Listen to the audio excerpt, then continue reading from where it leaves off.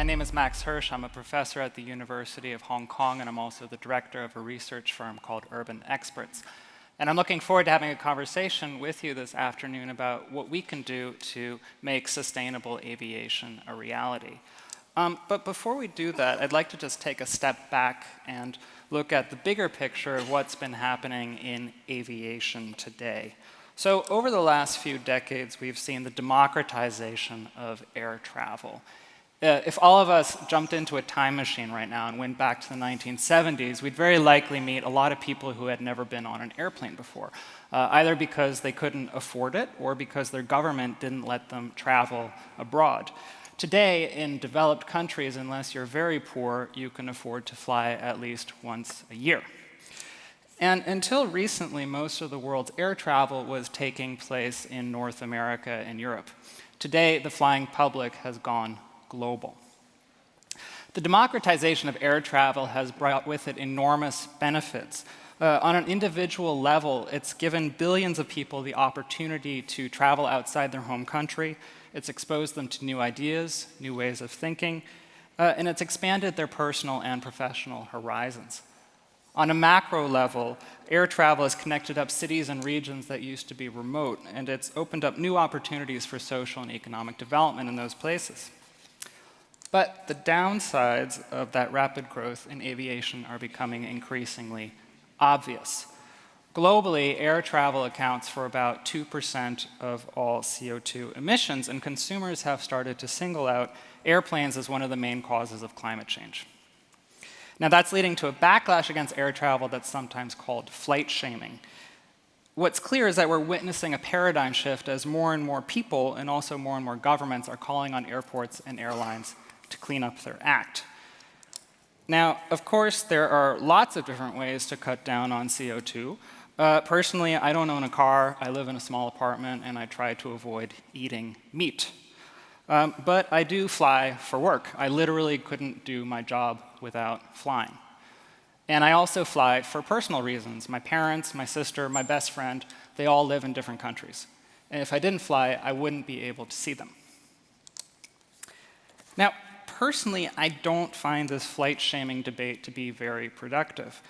Our society fundamentally depends on air travel for things we've come to take for granted: how we work, what we consume, how we spend our free time, and maybe most importantly, how we stay in touch with our loved ones. So instead, what I'd like to do today is change the conversation and look at the concrete steps that we need to take to decarbonize aviation. One option is to make flying more expensive by imposing new taxes. But there are two big problems with that approach. The first is that unless we can figure out a way to make a worldwide tax, making flying more costly in some places will just displace traffic to cheaper jurisdictions. And the second problem is that if we raise the price of tickets, we'll basically be dialing back the democratization of air travel. So aviation will once again become a luxury for the rich and will effectively be restricting poorer people's freedom of movement. So at a moment when populism is on the rise around the world, I think that would have disastrous political consequences. I don't believe that taxes will work unless we can pinpoint exactly how we're going to spend that money. So moving forward, the key challenge is to find an approach that's not just environmentally sustainable, but also socially and economically sustainable. What are the opportunities to do that, and what are the barriers? Well, we can break those down into three categories. We can build better aircraft, we can build better airports, and we can build better airport areas. Let's start by looking at aircraft. The first thing we can do is increase the fuel efficiency of jets and use more aerodynamic materials like carbon composites. The next step is to transition to what are called sustainable aviation jet fuels, so things like synthetic fuels and biofuels that we heard a little bit about at the beginning of today's event. And these biofuels blend petroleum with things like cooking oil and agricultural waste. Looking to the future, we need to not only change the way we design aircraft, but we also need to change the fuel source that we use to power them. And the headline here is electric aviation. Right now, this technology is in an early stage, but there are about 170 companies around the world that are working on either electric or hybrid-powered aircraft. So that was a super quick roundup of the opportunities. What are the barriers? Well, the first is that we've got huge sunk investments in the status quo. A brand new jet costs hundreds of millions of dollars. So let's suppose I'm an airline like Finnair, for example, and 15 years ago I bought 10 A320s. Well, I'm probably going to want to keep flying those planes for a few more decades. The second challenge is that right now there aren't enough producers of biofuel, and that's because producing biofuel is expensive. And right now there's not enough demand. So basically the technology is here, but we haven't reached critical mass. And without that critical mass, it's going to be tough to build a convincing business case. What about electric aviation? Well, the answer is the technology just isn't there yet right now, and that's because engineers are still figuring out very basic challenges having to do with battery life and how to fly across long distances.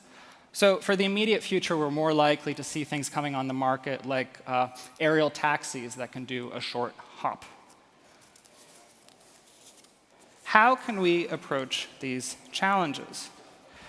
One option is to impose penalties on airlines for operating older aircraft, and at the same time give them incentives to replace those older aircraft with newer ones.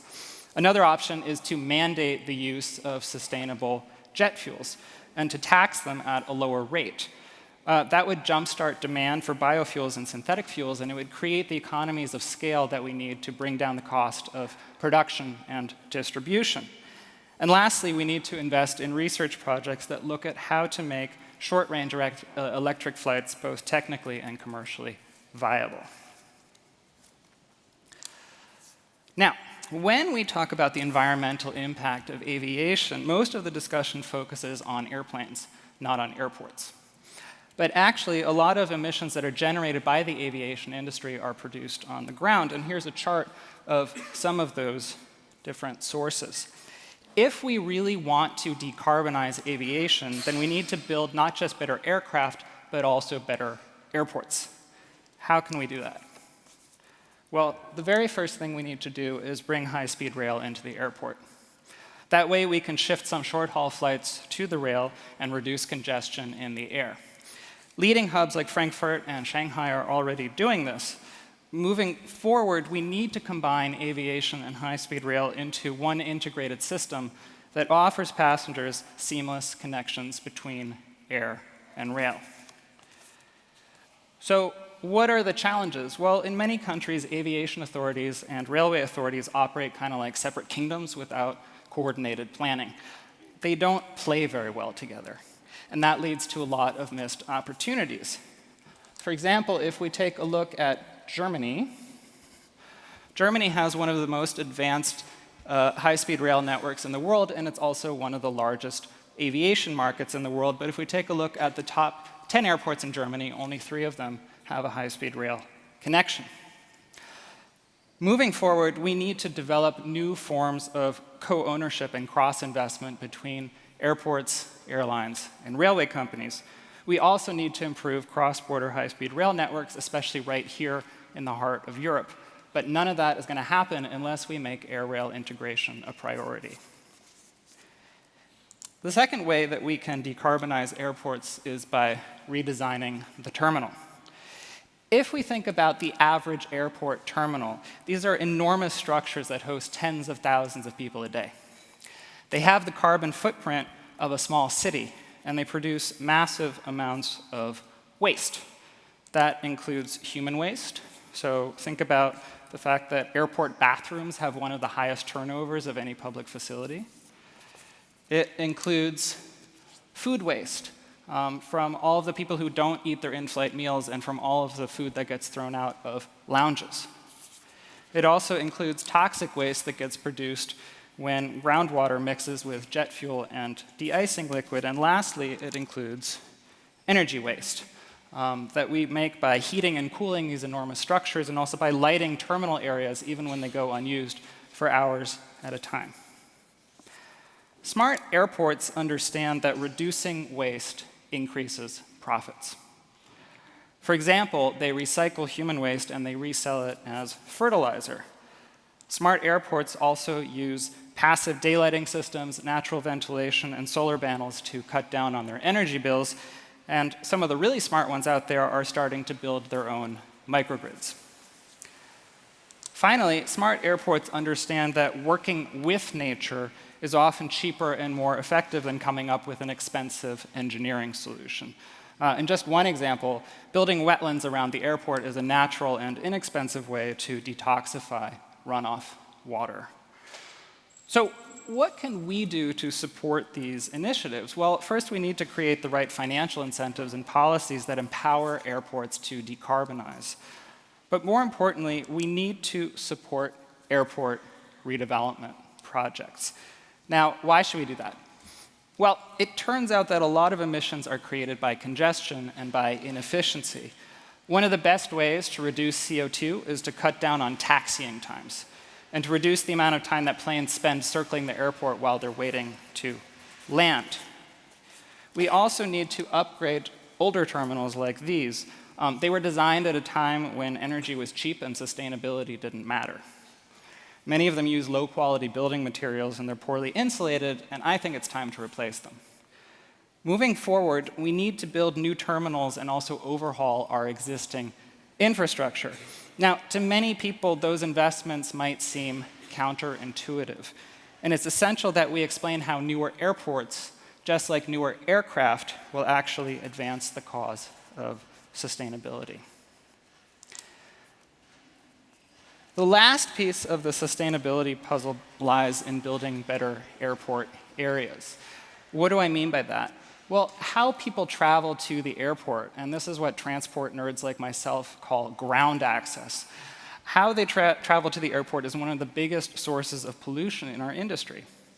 Every day, thousands of passengers and thousands of employees come to the airport by car, and that generates huge amounts of CO2.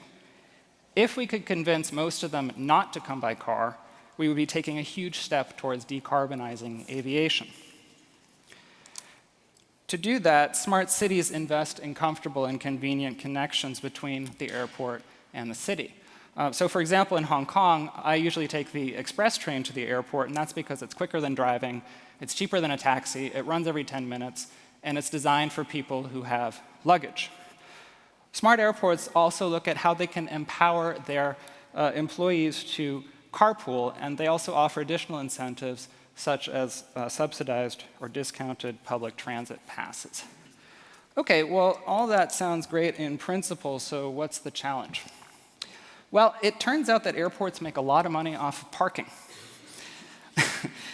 In fact, it's the second largest source of non-aeronautical revenue after retail. So in our current business model, airports have a huge incentive to encourage their customers to drive to the airport. We need to steer them away from that, but that's only going to work if we can create new opportunities to generate revenue. So one option that some airports are pursuing is to just charge a flat access fee to all passengers, no matter how they're coming to the airport.